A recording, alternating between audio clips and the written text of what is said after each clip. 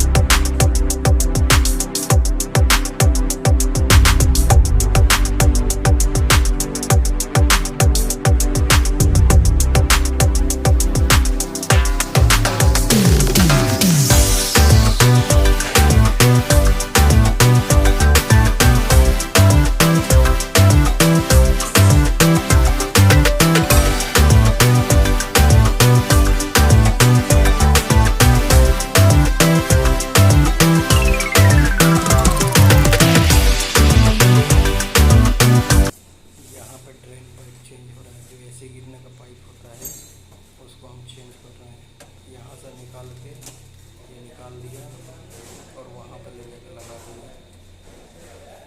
और उसको लगाने के बाद वहाँ से एसी का पानी होता है वो बाहर निकलेगा और जो वहाँ का लॉक करने वाला रबर होता है वो यहाँ पे लगा देगा।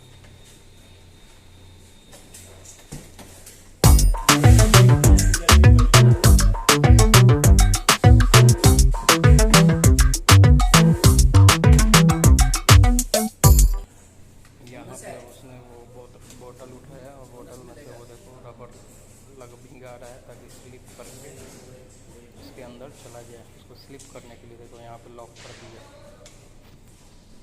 ताकि पानी यहाँ से वहाँ से नहीं। वहाँ पे ड्रेन पाइप लगा दिया, यहाँ पे इसमें ये रबर वाला लॉक लगा दिया ताकि यहाँ से बंद करेंगे वहाँ से पानी गिरेगा।